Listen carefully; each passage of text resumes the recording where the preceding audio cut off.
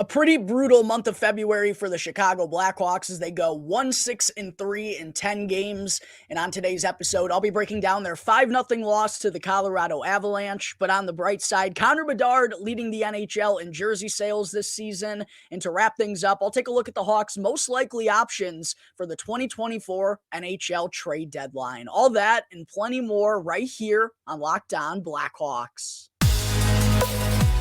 You're Locked On Blackhawks, your daily podcast on the Chicago Blackhawks. Part of the Locked On Podcast Network, your team every day.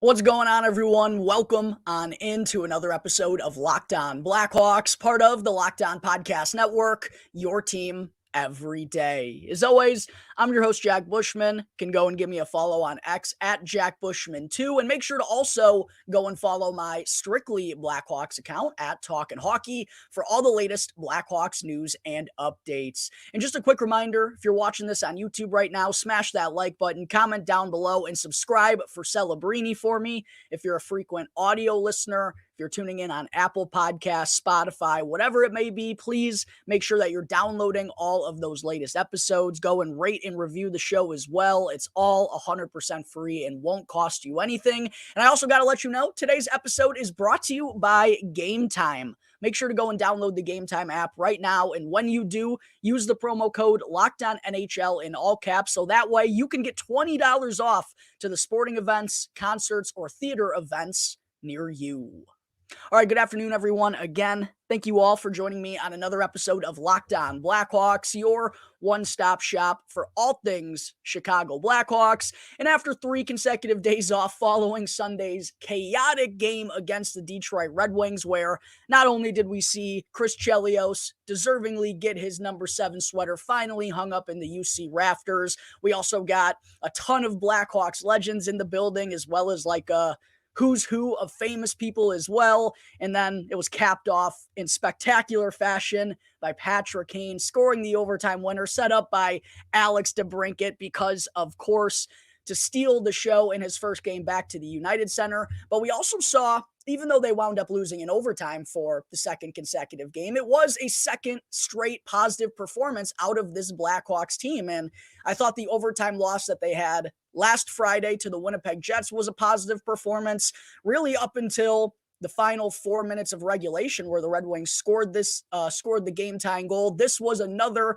positive performance out of the Blackhawks, and it was the first time we have seen them record points in 2 consecutive games for a long, long time. But those were the efforts that, despite them losing those games, those are the efforts that we can live with. And I think the progression that Coach Luke Richardson wants to see from this team as they start to get healthier down the stretch of the regular season. But unfortunately, what we saw last night in the final 40 minutes against the Colorado Avalanche was the exact opposite of that. And I think what's most disappointing about it is how good of a start the Blackhawks got off to in the first period.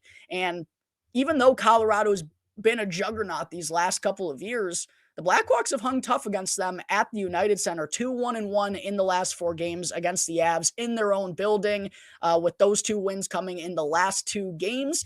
And it felt like the Hawks really had some good juice going on in the opening 15, 16 minutes. They held Colorado to just 5 shots on goal with 4 minutes left in the period. They held a 12-5 advantage at that point in time. But once Colorado was kind of able to brush off their sluggish start and capture the first goal of the game with 2 minutes left, it felt like they really grasped all of the energy that was in the building and on the ice, and they didn't let go of it for the rest of the game. And what's tough about it, too, is Anthony Beauvillier was the guy who committed that turnover that led to the Avs' opening goal. I thought he got off to a really good start prior to that moment, was showing some good things on the top line along with Connor Bedard. Kevin Korchinski was also someone who was noticeable in the opening 20 minutes, a really aggressive mentality with the puck on his stick at the blue line. And just in general, the Blackhawks, it felt like picked up where they left off from those last two games, where I thought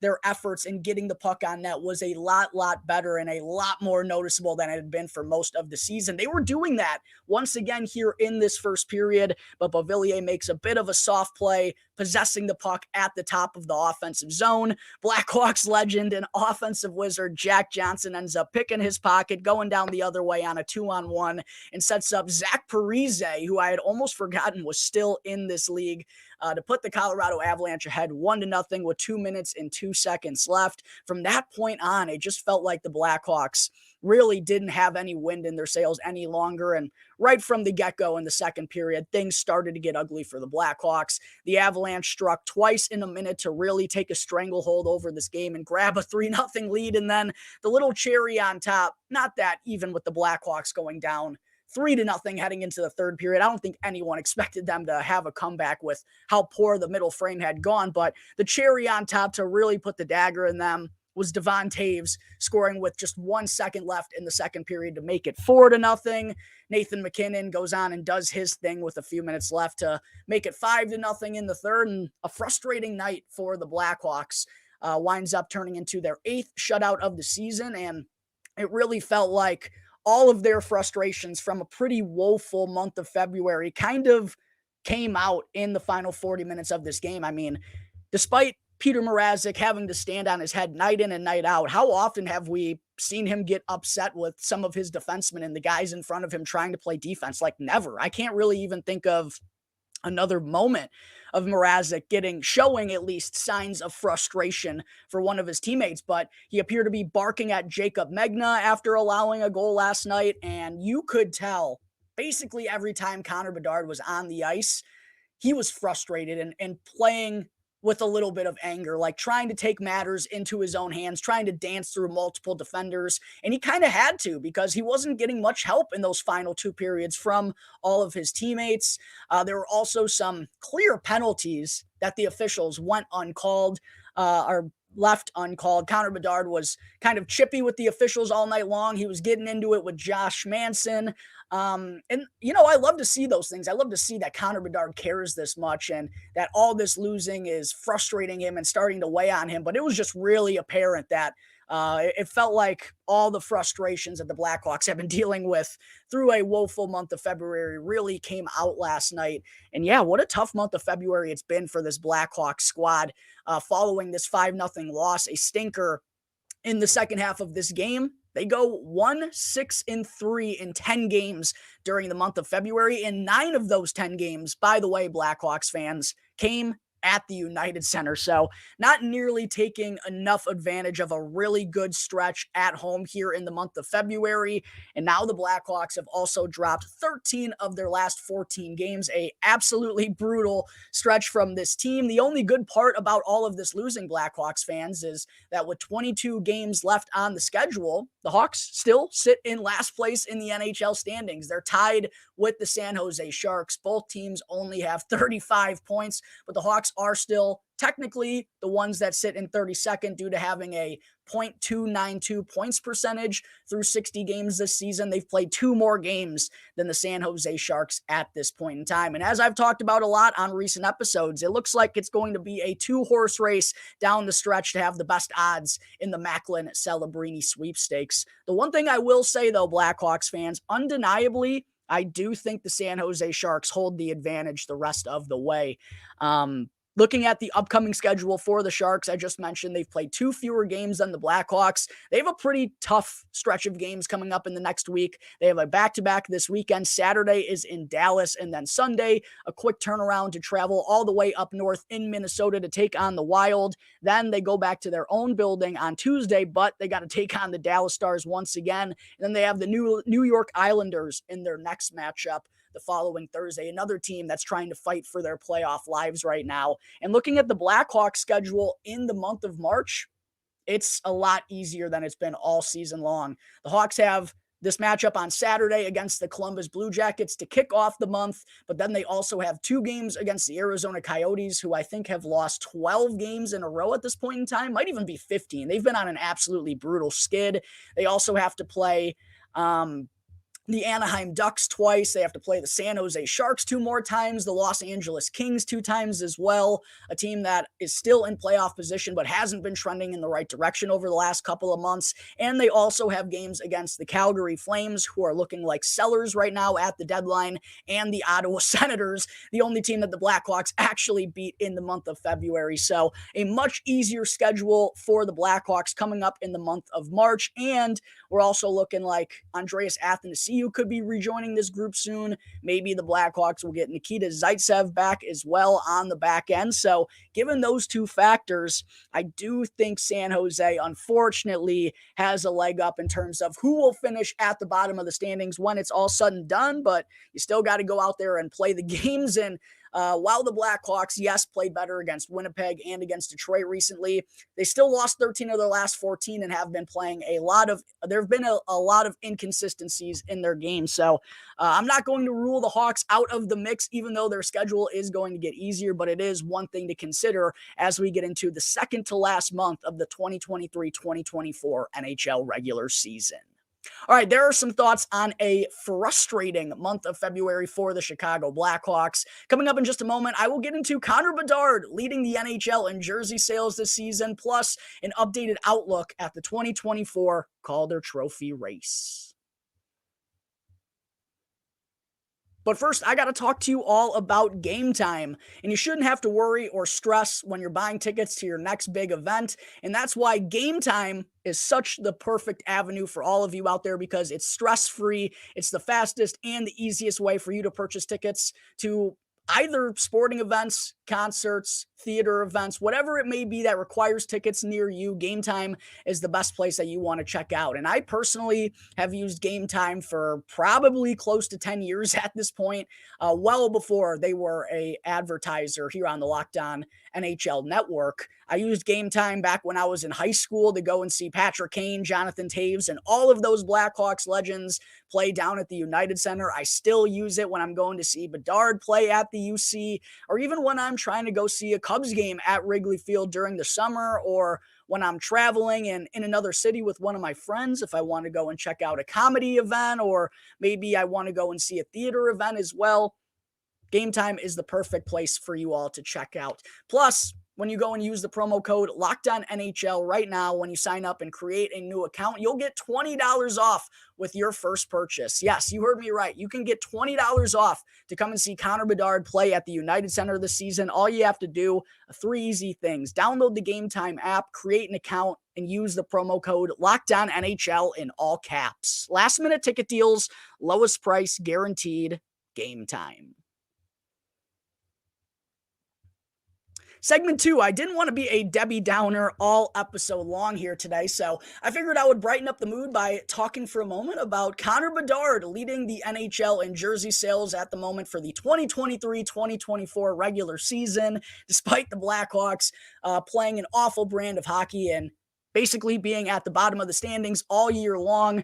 The NHL's marketing for their potentially looks pretty promising newest superstar seems to be working just fine. And if you're sick of Connor Bedard already, he's not going to be going away anytime soon, because it's clearly working what the NHL is doing here with all the national games that the Blackhawks are getting despite being terrible. They're also going to play in the 2025 Winter Classic against the St. Louis Blues. And I imagine with this being the case, with Bedard leading in jersey sales and with the Blackhawks already getting national games, considering where they're at right now, I expect that only to get ramped up in the next couple of years as they start to get more and more competitive. But yeah, Fanatics officially released their jersey sales for the 2023-2024 season here recently, and Bedard did in fact top that list, which I think is rather impressive. And I'm sure all the jersey sales from Chicago, once the Blackhawks pick Bedard number 1 overall, has kind of helped in that matter. But you got to think there are fans from all over North America and probably all over the world that are nabbing his jersey as well, based on how the NHL has marketed him and how he's lived up to the expectations so far in his rookie season. Make no mistake about it, Connor Bedard is already the best player for the Blackhawks at 18 years of age. The numbers are rather impressive considering what he's working with. And even though he's missed some time, looks pretty likely like he's going to win the Calder Trophy this season as NHL Rookie of the Year. I'll get there in just a second, but as far as the jersey sales go for this season, I mentioned Bedard coming in at number 1. I think it's interesting just to see who the next couple of guys are. Jack Hughes comes in at number 2, another guy, obviously a couple years older than Connor Bedard, but has been on the radar as a future superstar for the last couple of seasons. No surprise that he's catching a lot of attention league-wide right now. How about the Breadman, former Blackhawks legend, actual Blackhawks legend, not like Jack Johnson. Artemi Panarin coming in at number 3 for the New York Rangers. I'm sure that's the love for the Rangers being an Original Six team and them having another successful season thus far. Austin Matthews comes in at number 4, and I kind of was surprised that Austin Matthews wasn't number 2, the way that he's lighting the lamp this season, and I'm all for it. I am 100% in on Austin Matthews going and scoring 70, 75 goals this season. I can't believe he's putting up those types of numbers in the modern day NHL. I believe he potted number 53 last night. It is incredible, the streak that he's been on all season long. Yeah, a little surprised that he's not number 2 with the way that he's scoring goals left and right this season. He comes in at number 4, and then Mika Zibanejad comes in at number 5. I've always been a Mika fan, and shout out to my buddy Moneybags Hurt, who has been a longtime Ottawa Senators fan and was on the Zibanejad bandwagon back in the day when he was still a member of the Sens. He comes in at number 5. That caught me a little off guard a little bit, but seeing Bedard above all of these high-level players coming in at number 1 is truly special, and I believe with the way that he plays and how he's going to continue to develop, I think we're going to be seeing him atop these types of charts for a long, long time, especially with that beautiful Blackhawks sweater that they always rock. But in terms of the Calder Trophy race, how it's looking right now, Connor Bedard, according to our good friends over at FanDuel, is now up to a minus 550 favorite to win the Calder Trophy. It's going to happen. I was telling y'all weeks ago when Connor Bedard first came back and he was listed at minus 250. I said there's value there because the way they're marketing him, how they're pumping him out there. The kid couldn't even play in the All-Star game and they had him out there doing stuff just because of how much his name value is. He's going to be winning the Calder Trophy. Make no mistake about it. I'm sorry if you're a Brock Faber stan, the kid doesn't stand a chance. And you could even argue minus 550 is still value because let's not kid ourselves. Connor Bedard is going to win this thing because of his marketability and also because he's backing it up on the ice as well. The leading rookie point scorer this season, despite only playing in 46 games, 17 goals and 23 assists for 40 points on the season. Next closest in terms of points is Brock Faber, who's got 34, but in 60 games worth of action, 4 goals and 30 assists. And then Marco Rossi right behind him, his teammate, has 1 fewer point with 33, 17 goals and 16 assists also in 60 games this season. It's not a race. It's over unless something absolutely crazy happens, knock on wood. As long as Connor Bedard stays healthy, he's going to be winning the 2024 Calder Trophy as NHL Rookie of the Year. You can already book it at this point in time. All right, there is an updated look at the 2024 Calder Trophy race. Coming up in just a moment here, Blackhawks fans, with the trade deadline now just 1 week away, I will get into the most likely options for general manager Kyle Davidson. Oop, need to hit that first. But first, I need to talk to you all about Sleeper. A new NHL season brings all sorts of possibilities. Connor Bedard could be winning the Calder Trophy for NHL Rookie of the Year. I think it's rather likely. Austin Matthews could be on his way to winning the Rocket Richard Trophy and scoring 70 goals this season. And the Vancouver Canucks could be winning the President's Trophy as the top team in the NHL. And you could be winning alongside all of them by playing daily fantasy hockey with Sleeper, the official daily fantasy app of the Locked On NHL network. And Sleeper is our #1 choice for daily fantasy sports and especially daily fantasy hockey, because with Sleeper, you can win 100 times your cash in daily fantasy contests. And all you have to do is pick whether studs like Connor McDavid, Austin Matthews, Nathan McKinnon, or Jacob Magna are going to record more or less than their Sleeper projections for goals, assists, points, shots on goal, or more in any given game. And again, Sleeper offers you the chance to win 100 times your cash. So start paying attention, make the correct picks, and you could be winning real big. And right now, you can also go and use the promo code LOCKEDONNHL in all caps to get up to an $100 match on your first deposit with Sleeper. Again, that's promo code LOCKEDONNHL in all caps, and go and see Sleeper's terms of use right now if you're looking for more details. Back here on the Locked On Blackhawks podcast, part of the Locked On Podcast Network, your team every day. If you're still tuned into this point of today's episode, let me say thank you very much. I really do appreciate all of your support. And if you haven't done so already, hit that like button, comment down below, and subscribe for Celebrini. And also, make sure to go and check out the new Locked On Sports Today, because Locked On has launched the first ever national sports 24/7 streaming channel on YouTube. And Locked On Sports Today is here for you 24/7, covering the top sports stories of the day with the local experts from Locked On, plus our national shows covering every single league. So go to Locked On Sports Today on YouTube and subscribe to the first ever 24/7 streaming channel. All right, segment 3, before I wrap things up, as we are now just 1 week away from the 2024 NHL trade deadline and we're seeing moves starting to be made, I figured I would break down all of the Blackhawks options and specifically the more likely ones heading into this year's deadline. And, we're aware, or you should be aware at this point, based on the signings of Nick Foligno, Jason Dickinson, and Peter Mrazek, 3 guys who are all supposed to be unrestricted free agents at the end of this season.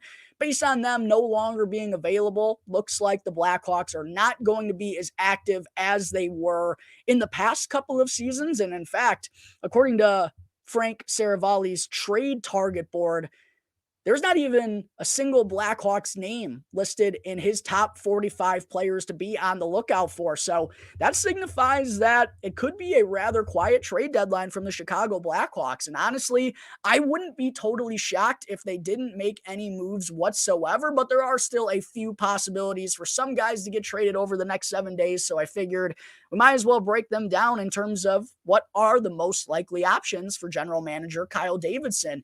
Number one, I think the most likely option for the Blackhawks, based on how he's been playing, affordability, the demand for this type of player out there, I actually think Colin Blackwell is the most likely option in terms of Blackhawks players to get traded, because ever since he's returned from injury, his production has cooled off over the last month or so. He only has 8 points, 5 goals, and 3 assists in 30 games this season, but the thing that's most noticeable and what stands out the most about Blackwell is, even though the Blackhawks are going through this rugged stretch, they're not winning consistently whatsoever, he's still bringing the fire and the effort each and every game. And on that second line, where he's been mostly since returning with Jason Dickinson and Joey Anderson, I think other than Connor Bedard doing his thing with Philip Kurashev, that's undoubtedly the line that the Blackhawks have been rolling out most consistently and have really stuck with this season, because they've been an effective trio. Even when the production has been down, the effort level has been there night in and night out. And I think Colin Blackwell could be a good bottom 6, probably a 4th line type of guy on a contender who can go and kill penalties. He can provide you that spark with a hit. He skates really well. He just is out on the ice with a purpose, seemingly each and every shift. And I think that could be attractive to a Stanley Cup contender this season. And he also only has a cap hit of $1.6 million, which probably would be better looking and more attractive to other teams if the Hawks retain half, which I believe they absolutely would be willing to do, considering his deal's going to be off the books at the end of this season. It's not a retention they have to worry about long-term. And like I said, $800,000 for Colin Blackwell is a lot more attractive than $1.6 million. So because of those reasons, I think Colin Blackwell is the most likely player traded from the Chicago Blackhawks at this year's deadline. Number 2 behind him, though, I think is Tyler Johnson. But the reasons why I don't have Johnson as the most likely option is because of a couple different things. One, ever since he's been with Chicago, he's been really injury plagued, out of the lineup for significant stretches in every season here with the Blackhawks. And also, while the goal scoring has been up this year, he's got 12 goals on the season, and in an 82 game pace would be going for 22, which would be the highest that he's tallied, I believe, since 2018. The playmaking has been down this year. He's only got 6 assists through 45 games. And also, he carries a $5 million cap hit. And even if the Blackhawks retain half of that and get it to $2.5 million, Tyler Johnson's still a bottom six guy on most Stanley Cup contenders. And we're still in this COVID affected salary cap era where there just aren't a lot of teams who can squeeze in $2.5 million. So I don't think it's impossible to trade Tyler Johnson, but I believe you'd probably have to get a third party involved. So the cap hit would get retained down to $1.25 million. I think that's the only way to trade Tyler Johnson. And again, I don't even know if he'd be all that intriguing to other teams considering his injury history. The playmaking is down. Yeah, he does have a plethora of Stanley Cup experience, but that was a handful of years ago. And again, it looks like his best hockey may be beyond him. So I do have some concerns, and I think there are some difficulties in trading Tyler Johnson. But again, I don't think it's impossible, and that's why I have him coming in at number 2. The rest, though, for the Blackhawks, I think are just rather unlikely. Next up, I have Anthony Beauvillier, just because he is at the end of his deal once this season comes to a close. He's been all right for the Blackhawks. Obviously, he missed some time with an injury, but combined for them and the Vancouver Canucks this season, he has 14 points, 4 goals, and 10 assists in 42 games. And I've always considered his goal scoring as his best offensive attribute, and to only have 4 tucks in 42 games is a little bit tough. And also, the Blackhawks acquired him for a 5th-round pick from the Vancouver Canucks at this year's deadline. And what's the reason for that? Why was it such a low return for Beauvillier? Because he carries a $4.15 million cap hit, and I don't see anyone taking a stab for him at that price. And even if the Blackhawks retain it, I don't even know if he's all that intriguing to other teams because of the lack of production these last couple of years. So Anthony Beauvillier doesn't seem very likely to me. Ryan Donato was someone I mentioned a couple of weeks ago, I do think he still could be attractive because of his low cap hit, but he does have 2 years left on that deal, and his production has dipped over the last couple of months as well, so I don't see that being very likely. Jacob Magna, maybe if a team is looking to add a 6th or 7th defenseman. He's held his own on a second pairing role for the Blackhawks this season, even though I do think he's come back down to earth in the last couple of weeks after a really good start with his new team. Taylor Radish is someone who I saw Charlie Roumeliotis mention in his article here today. I just think it would be a dumb time for the Blackhawks to trade him because his value is obviously going to be much lower than it was last year. I think they just re-sign him for cheap and hope he bounces back in the future. I think that's the most likely avenue for Radish. So yeah, I think it's kind of Blackwell, Johnson, or bust for the Blackhawks at this year's deadline. I think the thing that we can expect the most in terms of what the Blackhawks could be involved with, I think they'd be a good team to be a third-party broker for a couple of these deals, like we've seen happen already a couple of times here at this year's deadline, given their flexibility roster-wise and cap-wise. I think those are kind of the deals that we could see the Blackhawks involved in the most. And like I said, I wouldn't be totally shocked if we don't see any of their players traded. If Colin Blackwell stays, because he is that type of guy with good energy and performs every night, I don't think Kyle Davidson would love to get rid of him unless an offer out there was really generous. And Tyler Johnson, like I said, there's just some complications with that situation. So yeah, I do expect it to be a quieter deadline this year for the Chicago Blackhawks compared to years past, but there are still some options out there. We're just going to have to see ultimately what ends up getting done. All right, that is going to wrap up today's episode of Locked On Blackhawks. As always, thank you all again for tuning into the show. Be sure to go and follow Locked On Blackhawks for free right now, wherever you may be listening to your podcasts, and to go and subscribe to Locked On Blackhawks on YouTube. And that way you can get the latest episode as soon as it becomes available each and every day. As always, I'm your host, Jack Bushman. Go and give me a follow on X at Jack Bushman 2. And make sure to also go and check out my Strictly Blackhawks account at Talkin' Hockey for all the latest Blackhawks news and updates. So until the next episode, everyone, enjoy your weekend. I'll see you next time on the Locked On Blackhawks podcast, part of the Locked On Podcast Network, your team every day.